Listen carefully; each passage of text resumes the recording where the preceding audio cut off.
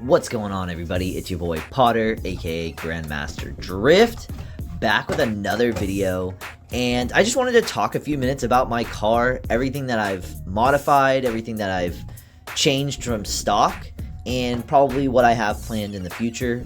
I've been driving for almost 3 months at this point, and I've gone through a couple iterations of setups, and I just was gonna go over it with you guys. So with my Redcat RDS, it was a RTR ready to run, so I did not personally build it, but I recently rebuilt the shocks because there was no rebound in them, and boy, it is night and day difference. At the end of this video as well, I'm gonna have some GoPro footage of everything, the way it's set up, driving exactly how you're seeing it in this video. I've had a couple different setups with the motor. I actually tried a rear motor mount, and then I did do a low mount, but I went back to the high mount. I want as much body roll as possible. I also upgraded the gyro, but quickly realizing I needed to have done the servo at the same time, so that's happening here pretty quickly.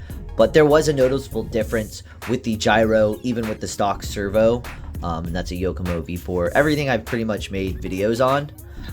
The alignment setup, I'm feeling pretty good with where it's at.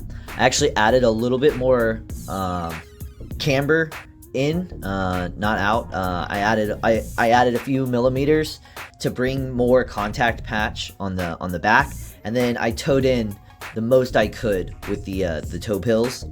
Then in the front, I upgraded the aluminum to the aluminum servo horn. The plastic one is just not gonna cut it. And then I also have changed the Ackerman. I feel like where the contact patch is almost good enough, with the caster maxed out and the Ackerman where I have it set, I have pretty good control. I think I would like it a little bit more 100%. It's about like 80% contact at 45 degrees, but overall definitely night and day difference from the stock alignment to what I've adjusted. I've also decided to glue my wheels, my tires to the wheels, because no matter what, they just would keep debeating, sliding off, whatever you want to call it. So that was a huge problem for me. I just found it a huge nuisance. And yeah, I think, oh yeah, and then I also did upgrade the controller. So the gyro and the controller are what's upgraded from stock, but everything else is just alignment checks. So yeah, running on DS Comp 3 LF3s, and those I had to run for a P-tile track, but then I'm also running it at my polished concrete track here in my town, and I'm getting good results. I like what I'm feeling. And here in the future, I'm going to do all the aluminum upgrades. There's an upper arm and a lower arm made out of aluminum, and then also aluminum knuckles for the front, and that will also help with some of the geometry. But overall, you know, here you can kind of tell on camera my toe in, max that out like I said. But overall, boy, I am just loving this experience. I'm loving the hobby. I'll probably try to take some GoPro footage with the body off so you can see the actual like wheel angle and what's going on under the body, and then I'll put the shell on as well.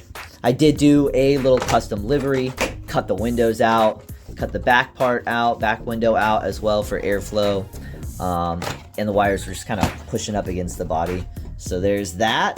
But yeah, fun times. I just can't get enough of it. As soon as I leave the track, start watching videos, I just want to immediately go back. So here in the future, servo, then I'm going to do the motor ESC combo, and I feel we're cooking, you know. I am extremely satisfied. I'm having fun driving with other people. Driving by yourself, driving in a parking lot, driving at the house is cool, but once you're able to have that community setting, being able to drive with other people, catching doors as they say, yeah, just a lot of fun. So if you have any questions about my setup, I think I've pretty much covered everything. If you want to know more, ask me, let me know in the comments.